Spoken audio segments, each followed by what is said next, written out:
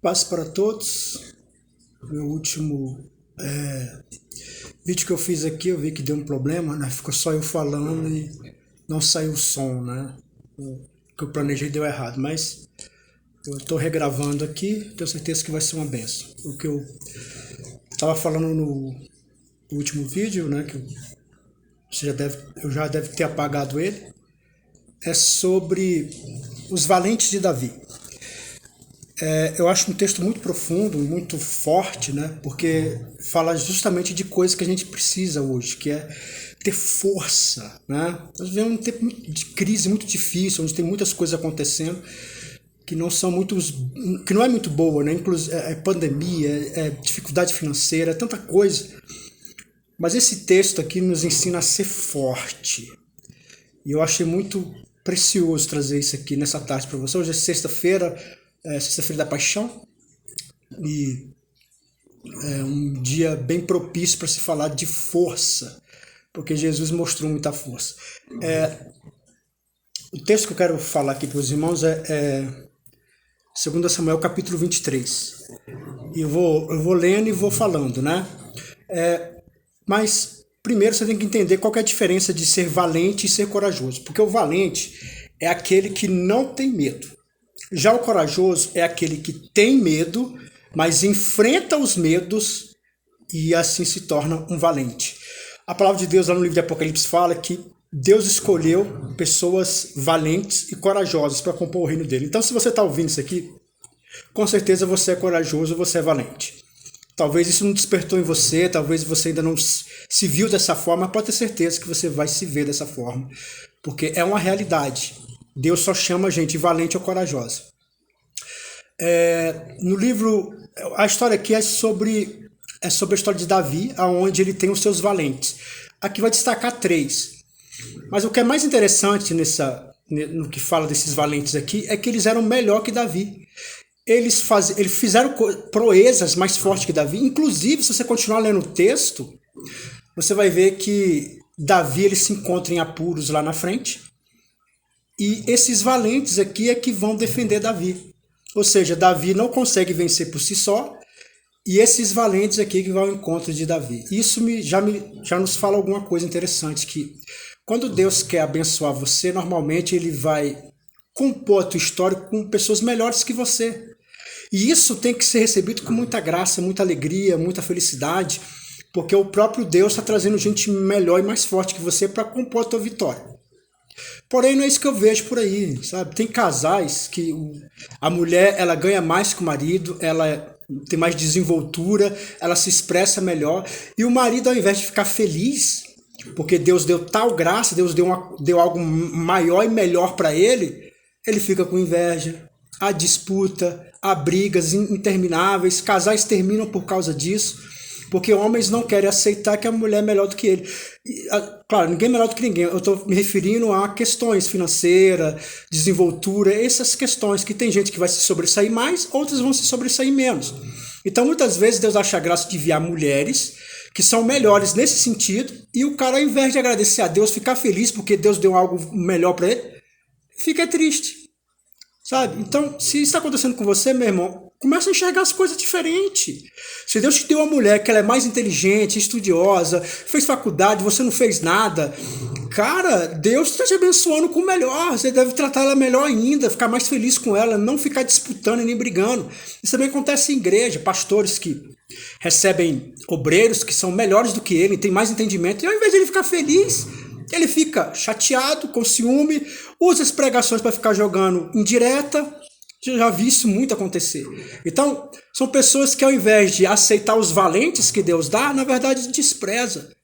Aqui Davi fez o contrário. Davi recebeu todos eles de braços abertos, abraçou a causa deles, e Davi se tornou um grande homem. Ao ponto de a história com Davi ser diferente de todas as outras. Porque tudo começa lá com Josué, que vem vencendo, conquistando. Mas quando chega em Davi, as maiores conquistas, as maiores vitórias. Davi era um cara generoso com o povo, amoroso com o povo adorava Davi, e depois de Davi, Israel nunca mais teve um bom momento. Nós estamos em 2021 e até hoje nunca Israel teve um governo igual ao de Davi. O ápice foi na história de Davi. Mas Davi, ele não venceu sozinho. Deus teve que enviar pessoas para compor a história dele. Assim Deus faz com você, Deus faz comigo. Deus envia pessoas para compor a nossa história. E a maioria das vezes, Deus traz pessoas melhores do que a gente, com mais caráter, com mais integridade, pessoas que são mais inteligentes, pessoas que são prósperas. E quando isso acontecer na sua vida, aceita, se alegra, fica feliz, porque Deus está agindo na tua história. Mas vamos falar aqui desses valentes, né?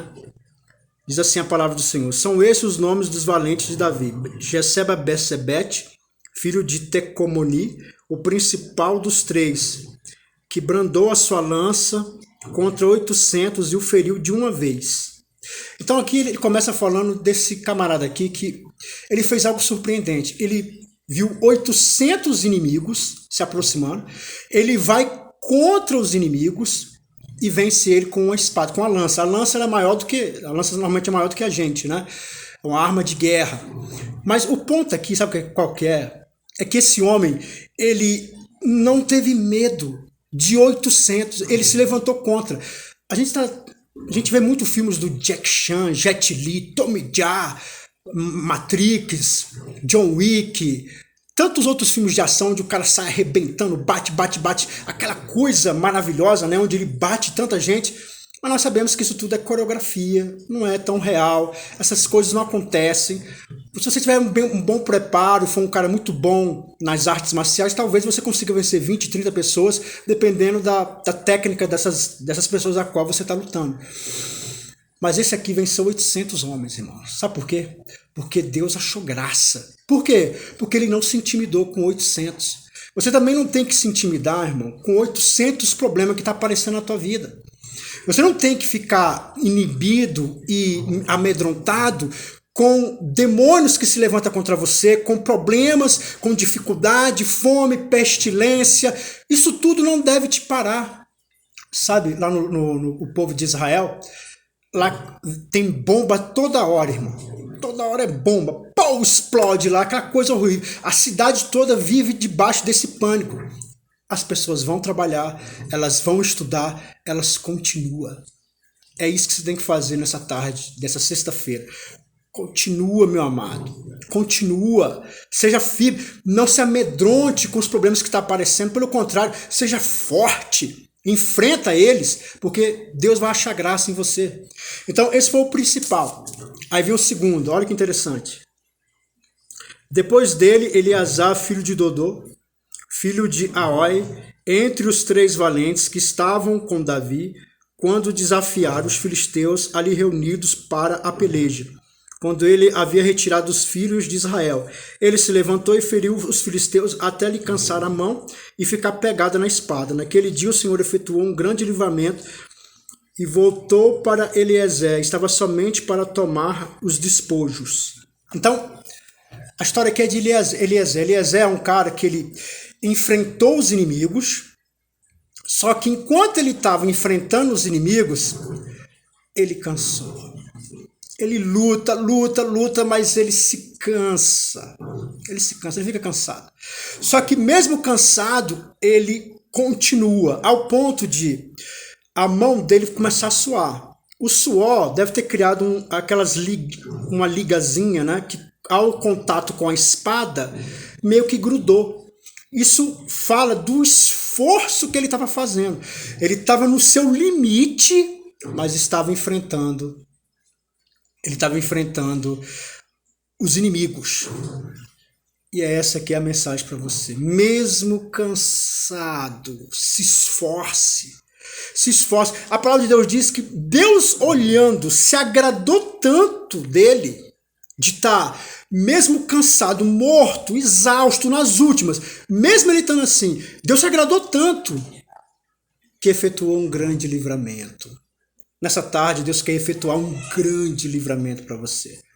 Mas para isso, você precisa ser forte, você precisa continuar e principalmente, mesmo cansado, exausto, tenta de novo.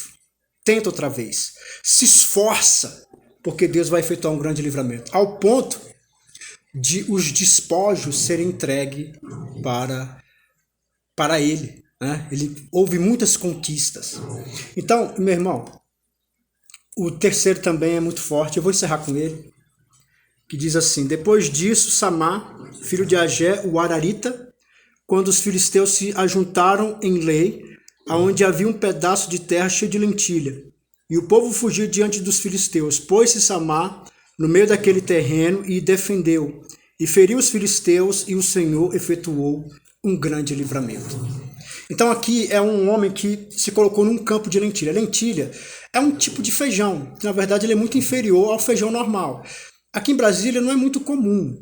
Nas feiras, aqui tem uma feira do Guará aqui muito maravilhosa, e aqui você encontra ainda lentilha. Talvez na sua cidade você deva encontrar com mais facilidade. A lentilha, na verdade, ela custa menos do que o feijão. O feijão é mais caro que a lentilha. Porém, aqui, quando o povo viu que os filisteus estavam vindo, eu não vou lutar por causa de lentilha. Lentilha é inferior. Eu não vou perder meu tempo, não vou perder minha vida, não vou fazer esforço nenhum para adquirir um campo de lentilha, que é menos que feijão.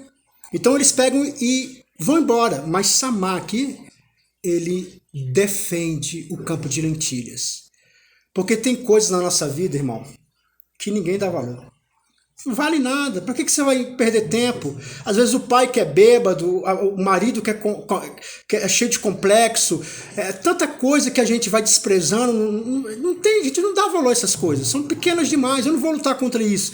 Mas a palavra de Deus diz que Samá, por ele se colocar em defesa desse campo que aos olhos dos outros não valia nada, mas aos olhos dele valia, Deus efetuou um grande livramento. Às vezes as pessoas desprezam seu filho, desprezam seu marido, às vezes as pessoas desprezam sua esposa, as pessoas desprezam o teu trabalho, as pessoas às vezes desprezam a sua igreja. Uma igreja pequena, não vale nada. Tem quantos membros lá? Vamos desistir, fecha a igreja. Então, aquilo que para as pessoas não vale nada, para Deus às vezes vale muito.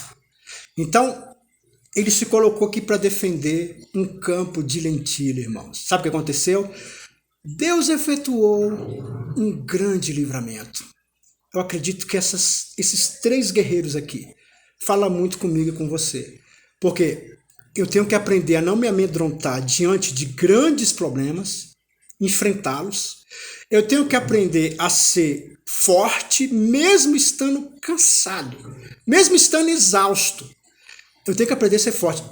E eu tenho que aprender a defender aquilo que para os olhos dos outros não vale nada. Às vezes você, para os olhos dos outros, não vale nada. Mas entenda que há valor em você. Você pode reverter situações segundo a graça e a misericórdia de Deus. Então, em nome de Jesus, receba essa palavra. Seja forte essa semana, esse mês, esses meses que virão. Seja muito forte, porque Deus vai efetuar um grande livramento. Amém? Irmão, se essa palavra tem abençoado você, tem tocado no teu coração,